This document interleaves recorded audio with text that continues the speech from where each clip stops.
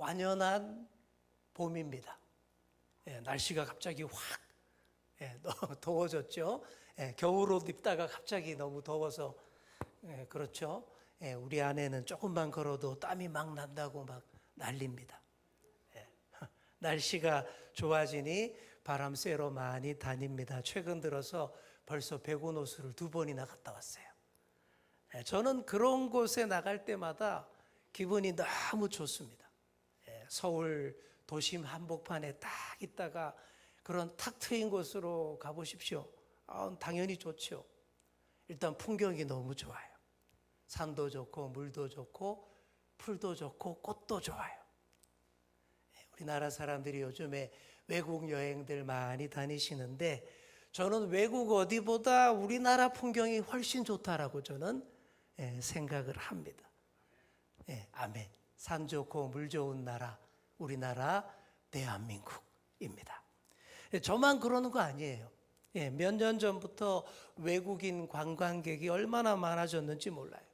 서울의 명소마다 외국인들이 바글바글합니다. 서울뿐만이 아니에요. 옛날에는 서울하고 제주도만 외국인들이 많았는데 요즘은 어떻게 알았는지 그 밖에 지방 도시들 시골 구석구석까지도 외국인들이 막 들어가서 여행을 즐깁니다. 뭔가를 아는 수준이 있는 여행객들은 그렇게 하는 거예요. 그리고 요즘은 외국인들이 여행을 와서 도시만 돌아다니는 게 아니라 우리나라 산, 등산도 많이 합니다. 설악산도 많이 가고요. 북한산도 막 이런 데도 막 다녀요. 그러면서 외국인들 하나같이 인터뷰해 보면 하나같이 하는 소리가 한국의 자연환경과 풍경이 너무 빼어나게 아름답다라고 이구동성으로 얘기합니다. 세계 최첨단 도시, 문화도시가 서울인데 그런 서울을 딱 둘러싸고 있는 산과 그 산 위에서 보는 풍경이 그렇게 아름다울 수가 없다라고들 얘기합니다. 그리고 한강처럼 큰 강이 도시 한가운데를 쫙 이렇게 멋있게 흐르는 그런 도시도 세계 어디에도 잘 없대요. 그리고 작년부터 세계를 강타한 그 애니메이션 K-팝 데모넌터스 그 영향 때문에 외국인들이 그 배경이 되는 그 남산 타워에 얼마나 많이 올라가는지 모릅니다. 그 위에서 서울 도심을 다 내려다보면서 이야 너무 아름답다. 하나같이 그렇게 얘기들을 하더라고요. 사랑하는 성도 여러분, 대한민국 국민이라는 거 좀 더 자부심을 가지셔도 좋습니다. 아멘. 몇 년 전에 우리나라 공식적인 선진국이 되었고요. 지금 군사, 경제, 정치, 문화 모든 면에서 우리 세계를 주도하고 있습니다. 그러면서도 자연, 환경, 경치도 끝내주는 우리나라 이 아닙니까? 그러니 우리 한국 사람들은요, 우리 하나님께 더 감사 찬양 많이 올려드리셔야 합니다. 우리를 이 좋은 땅에 태어나게 해주시고 그것도 북한 땅이 아니라 남쪽 땅에 산 좋고 물 좋은 땅에 태어나게 하셔서 마음껏 예수님을 믿게 해주시니 이 얼마나 감사합니까? 그 마음으로 하나님께 더 높여드리고 감사 찬양 올려드리시는 그런 저와 여러분 다 되시기를 축복합니다. 오늘 우리가 읽은 시편 8편이 딱 그런 분위기입니다. 하나님이 지으신 아름다운 창조 세계에 대한 감탄으로 가득합니다.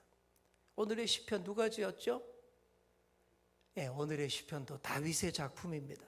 다윗의 찬양시예요. 표제어에 명확하게 나와 있잖아요. 우리 표제어 다 같이 한번 읽어볼까요? 다윗의 시, 인도자를 따라 깃딧에 맞춘 노래. 자, 다윗이 지은 시라고 제일 먼저 나오고요. 그리고 인도자를 따라, 즉 찬양 인도자, 지휘자를 따라서 노래로 많이 불렀던 시다. 이런 의미죠. 자, 그리고 그 다음이 어려워요. 깃딧에 맞춘 노래 이렇게 돼 있는데 깃딧이 뭘까요? 정확하게는 몰라요. 하지만 여러 가지로 추측해 볼 수 있습니다. 그중 가장 유력한 설이 깃딧은 블레셋의 가드 지역에서 나온 음악 형식이다라는 거예요. 가드, 깃딧, 그 어원, 자음이 똑같지 않습니까?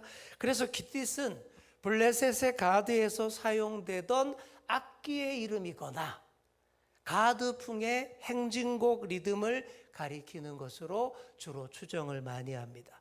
그 유명한 거인 골리앗이 가드 사람이잖아요.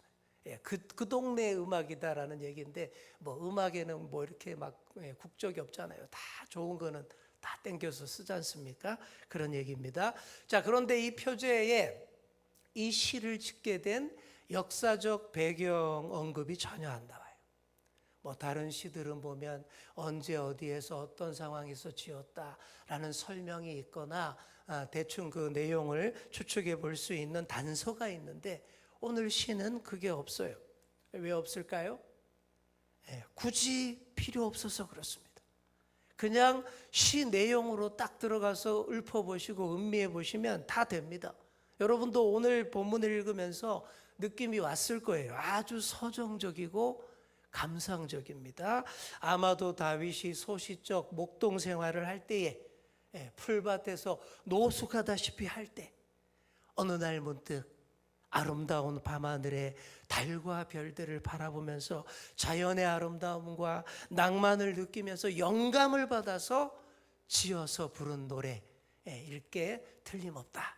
다들 그렇게 보고 있습니다. 자, 형식상으로는 우주 만물을 지으신 하나님에 대한 찬양시입니다. 그런데 그뿐이 아니에요. 잘 읽어보시면 우주와 인간과 하나님의 관계를 설명하는 그런 신학적인 시입니다. 정말 오늘 시편을 잘 묵상해 보시면 자연 만물을 통해 하나님을 바로 알고 그 가운데서 우리 인간이 어떤 존재인가 그걸 딱 규명하는 아주 통찰력이 뛰어난 시라는 것을 잘 알 수 있습니다. 자, 이 시편 8편에서 주님의 세계를 찬양하는 찬양시의 진수를 볼 수 있습니다. 그동안 우리가 사순절 고난주간을 지나면서 시편 5, 6, 7, 8 뭐 계속 탄원시, 참회시 주로 그런 거 했잖아요. 계속 눈물만 질질 짰어요. 그런데 오늘 부활절을 지나서 그런지 오늘 모처럼 아름다운 찬양시가 탁 나왔지 않습니까? 분위기가 확 달라집니다. 자, 우리 먼저 1절을 함께 읽겠습니다. 시작. 여호와 우리 주여, 주의 이름이 온 땅에 어찌 그리 아름다운지요. 주의 영광이 하늘을 덮었나이다. 아멘. 자, 여호와 우리 하나님의 이름이 세상에서 가장 위대한 이름이다. 얼마나 아름다운지요. 자, 여기서 아름답다라는 표현의 원뜻은 강력하다, 탁월하다, 위대하다라는 뜻입니다. 보통 우리가 무엇을 근거로 위대하고 탁월하다고 합니까? 그가 행한 업적을 보고 그의 놀라운 능력을 보고 그의 행하신 일을 보고 위대하다, 탁월하다 그렇게 말하지 않습니까? 그렇게 하나님이 창조하신 우주 만물을 보면서 달과 별들을 보면서 와, 얼마나 아름다운지요. 얼마나 위대한지요. 자, 이렇게 노래하는 겁니다. 자, 우리 3절을 함께 읽겠습니다. 시작. 주의 손가락으로 만드신 주의 하늘과 주께서 베풀어 두신 달과 별들을 내가 보니. 이거는 감탄하는 거예요. 광활한 밤하늘에 달과 별들을 딱 볼 때 그림이 잘 나와 있죠. 그죠? 딱 볼 때에 그것들이 다 주의 손가락으로 다 이렇게 다 일일이 만드신 작품이다 라는 고백 절로 하는 거예요. 이야, 저 하나님의 손때가 묻고 하나님의 지문이 다 묻어 있는 이 대작 작품이구나, 이런 감탄의 노래를 지금 하고 있는 것입니다. 여러분, 이렇게 알아지는 것만도 대단합니다. 여러분, 찬양이 이런 데서 나오는 거예요. 똑같은 거 보는데 이런 고백 못하는 사람 많잖아요. 똑같은 거 보는데 이런 고백을 한다라는 거, 이게 다 하나님의 은혜로 되는 거고 찬양이 이런 데서 나오는 거예요. 죽었다 깨어나도 안 알아지는, 못 알아지는 사람들이 많습니다. 누굴까요? 그런 사람들이 2절에 보시면 주의 대적들, 원수들, 보복자들, 이런 자들 나오죠. 이들은 온 세상 가운데 드러난 하나님의 권능을 보면서도 하나님을 경외하지도 영광 돌리지도 않는 사람들이. 왜 그럴까요? 교만해서. 자기 힘과 능력, 자기 주먹만 믿고 사는 사람들이. 스스로 내가 무지 강하다고 생각하기 때문에 하나님의 도우심을 전혀 필요로 하지 않는 그런 사람들입니다. 찬양이 안 나와요, 그 사람들은. 자, 그와 반대로 또 누가 나왔습니까? 어린아이와 젖먹이들. 어린아이들과 젖먹이는요, 최고로 연약한 자들, 부모의 도움을 절대적으로 필요로 하는 그런 자들을 말하는 겁니다. 이들에게서는요, 교만함이랑 찾아볼 수 없어요. 이들은요, 그저 엄마 아빠밖에 없어요. 부모를 전적으로 의지하고 신뢰합니다. 엄마 아빠 없으면 안 돼요. 막 이런 존재들이죠. 하나님이 이런 연약한 자들을 통하여 권능을 세우신다라는 거예요. 이들의 입의 찬송으로 원수와 대적들의 오만함을 깨뜨린다라고 찬양합니다. 여러분, 이것은요, 다윗의 개인 경험에서도 증명이 됩니다. 다윗이 어릴 때 물맷돌 딱 하나 가지고 누구랑 싸웠습니까? 블레셋의 그 엄청난 거인장수 골리앗을 물맷돌 하나 들고 나가서 쓰러뜨리지 않습니까? 그게 바로 어린아이와 젖먹이의 입으로 원수와 보복자들을 잠잠하게 한 신뢰인 것이죠. 자, 우리 예수님도 예루살렘에 입성하실 때 호산나 하고 찬양하는 그 어린아이들 제지하지 않았습니다. 아니, 왜 이거 제지하지도 않고 그러냐고 막 따지는 유대 지도자들에게 이렇게 말했습니다. 어린아기와 젖먹이들의 입에서 나오는 찬미를 온전케 하셨나이다. 이게 바로 오늘 시편 8편에서 예수님이 인용하신 거예요. 이처럼 하나님은요, 약한 자를 택하여서 강한 자를 부끄럽게 하시는 분이십니다. 누구도 하나님 앞에서 자랑하지 못하게 하시는 것입니다. 시편 8편의 전반부가 이렇습니다. 하나님이 지으신 천지 만물을 보면서 주님의 위대하심을 찬양했습니다. 자, 그리고 이제 후반부로 넘어가는데, 자, 4절이 아주 중요합니다. 자, 4절 읽어볼까요? 시작. 사람이 무엇이기에 주께서 그를 생각하시며 인자가 무엇이기에 주께서 그를 돌보시나이까. 오늘 아까 우리가 찬양으로 했던 그 가사죠. 주의 손가락으로 만드신 하늘과 달과 별들을 보면서 와, 감탄하다가 문득 눈을 딱 돌려서 우리 사람을 딱 보니까 너무 보잘것없더라라는 거예요. 우주를 다 손가락으로 만드신 하나님과 우주 가운데 먼지와도 같은 우리 사람은 비교도 할 수 없더라라는 그 얘기하는 거예요. 자, 여기서 말하는 사람은 히브리어로 에노쉬라고 합니다. 자, 한번 따라해 볼까요? 에노쉬. 이게 무슨 뜻이냐 하면 깨지기 쉬운 존재, 죽을 수밖에 없는 연약한 존재라는 뜻입니다. 그리고 인자 나오죠. 인자는 여기 벤 아담이라고 해서 아담의 아들, 사람의 아들이라는 뜻입니다. 그런데 아담이 흙이라는 뜻의 아다마에서 온 말이기 때문에 흙의 아들이라는 뜻도 되는 거예요. 무슨 얘기겠습니까?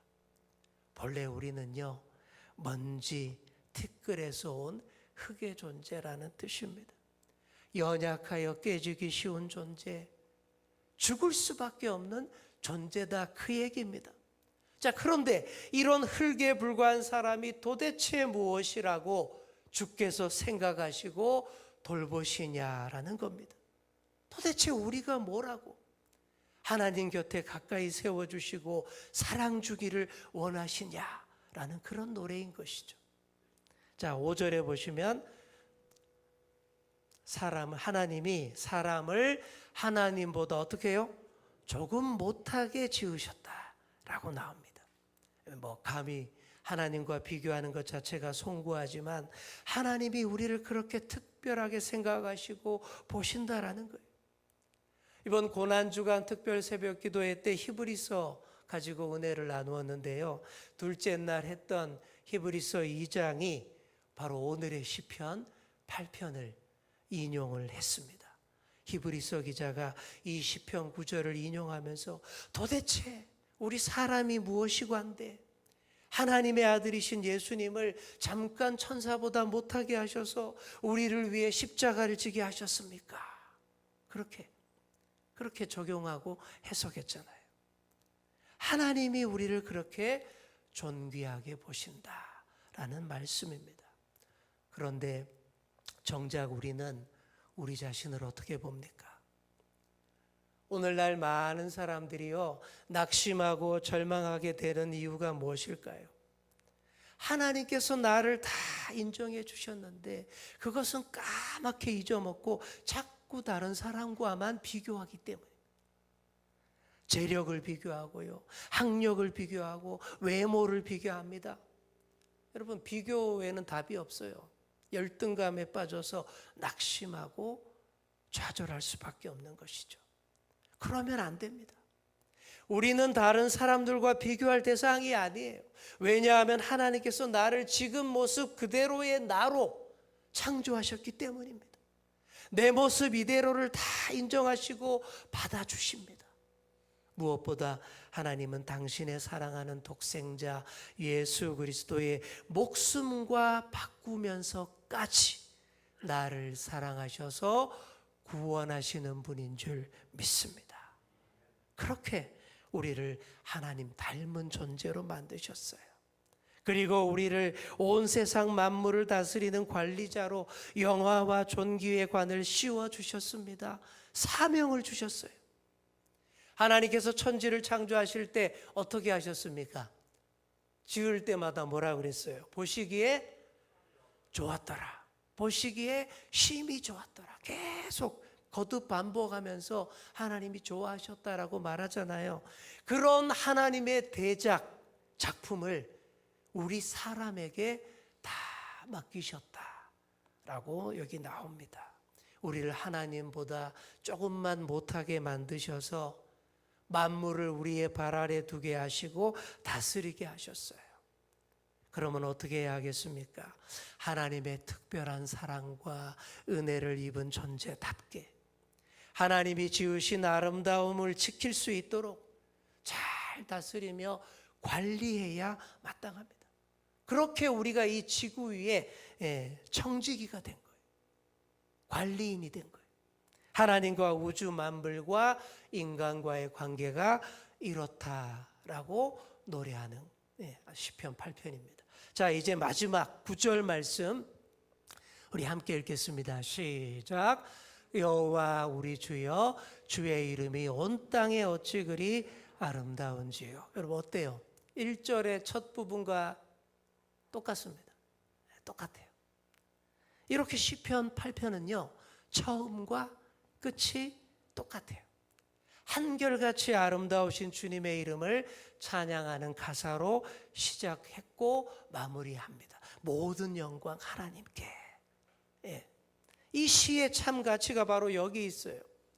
자칫 잘못하면요, 6절, 7절, 8절을 노래하는 가운데 야, 우리 인간이 이렇게 대단하구나, 잘났구나, 위대하다 그러면서 슬그머니 그런 영광을 주신 하나님을 흐려버릴 수 있는 위험이 있습니다. 실제로 많은 사람이 그렇게 됩니다. 처음에는 하나님께 영광이라고 시작해놓고는 어느새 자기 영광, 자기 자랑으로 채워놓기 시작하더니 끝까지 자기 영광, 자기 자랑으로 끝내는 경우가 얼마나 많습니까?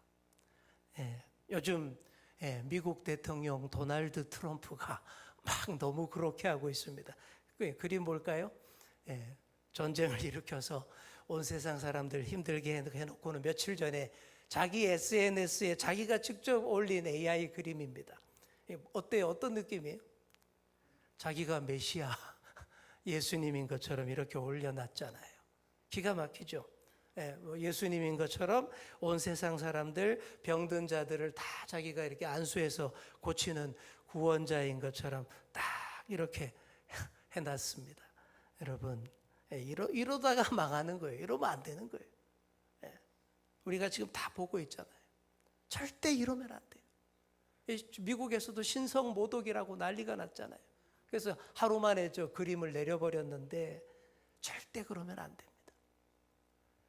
다윗은 절대 그러지 않고 마무리까지 깔끔하게 주님의 영광을 노래함으로써 시를 끝내고 있습니다. 사랑하는 성도 여러분, 진정한 찬양은 이래야 됩니다. 처음과 끝이 한결같이 오직 주께만 영광. 이래야 됩니다. 여러분, 끝이 좋아야 다 좋은 거예요. 아무리 처음에 잘했어도, 소시적에 잘했어도, 중간에도 좋았어도 끝이 나쁘면요 다 버립니다. 마지막 순간의 모습을 사람들이 다 기억하거든요. 끝까지 잘해야 됩니다. 그러니 유종의 미가 있는 감사 찬양이 저와 여러분의 삶에 넘쳐나기를 축복합니다. 오늘 주옥 같은 다윗의 찬양시 시편 8편을 묵상했습니다. 이 찬양처럼 창조주 하나님께만 모든 영광 올려드리시기를 축복합니다. 살아가시면서 각박한 현실에 막 짜증이 날 때에 그때 어떻게 해야 될까요? 다윗처럼 좀 이렇게 외곽으로 나가셔서 주님의 손가락으로 지으신 아름다운 창조 세계, 자연 만물들 많이 보시기를 바랍니다. 그러자고 이번 5월 10일 날 전교인 야유회 가는 거예요. 전교인 야유회 장소 가서 주의 손가락으로 지으신 아름다운 세계. 거기 아주 자연 경관이 아름답습니다. 아유, 왜 그리 멀리 가나라는 목소리도 있는데 1시간 20분 별로 멀지도 않아요.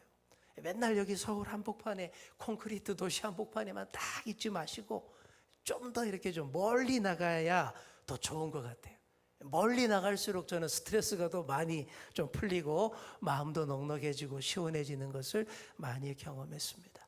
아무쪼록 하나님의 손가락으로 지으신 그 아름다운 창조 세계 가운데 우리를 있게 하시고 우리를 주님의 것 삼아주신 하나님께 마음껏 감사 찬양 드리시는 그런 저와 여러분 다 되시기를 간절히 축원합니다.